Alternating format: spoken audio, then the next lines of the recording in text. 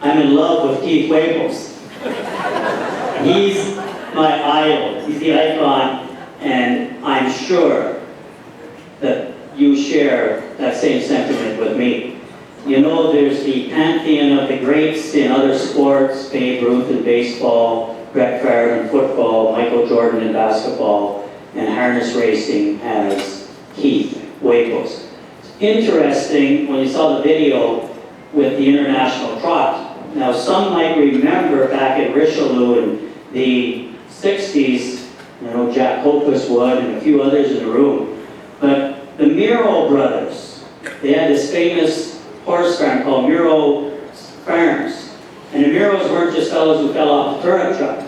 These two brothers, Adrien and Gerard, were the biggest cement operators in the province of Quebec. They had a private stable, and they actually hired Keith Waples to be their contract trainer and driver. As a matter of fact, Keith will tell you he actually wore their colors at that time, which were basically orange and red, right, Keith? That was the colors.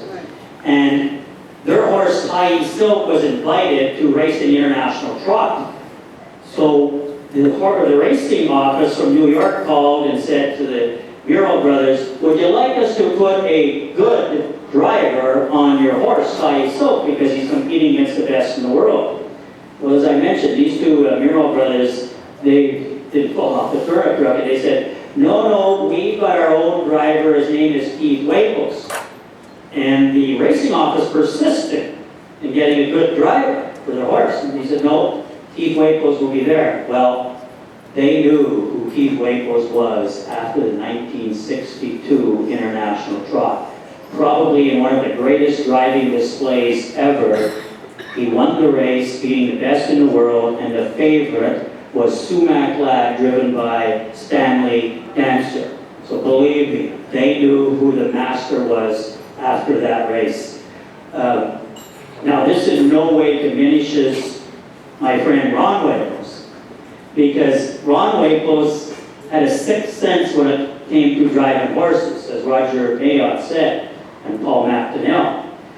He was like the Wayne Gretzky. You know, Gretzky never went where the puck was. Gretzky always went where the puck was going. Well, Ron Waples was like that. In his prime, he wasn't where the action was. He was kind of out a bit, and coming down the stretch, usually where Ron Waples was at the top, at the front, in the winner's circle, and the rest of us mere mortals, I drove a little bit, not much. We're just wondering what in blazes ever happened in the race, because that was Ron Waples. But to this day, ladies and gentlemen, he is probably the most humble person that I know. And you saw him at the end of that video. He was walking out with a horse. This guy, he and Garrett Gordon are probably the only ones I know that work like dogs from dark in the morning to dark at night.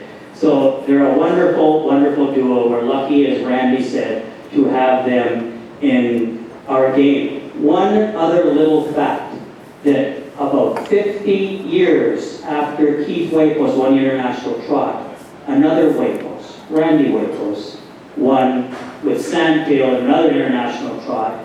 And Ronnie, for all of his driving exploits, talk about Ralph Hannah and the rest, I still believe his greatest drive was the Little Brown Jug with a horse called Fake Left, that he should never, ever, ever have won that race. But there's something about that Waples clan when the win is on the line, when they know it has to be done, the champions always rise to the top. And that's it for the Waples clan. Now, ladies and gentlemen, we have a man, Sonny Edwards, is with us this evening, and he wants to say a few words. Keith said, tell him it's 1 minute.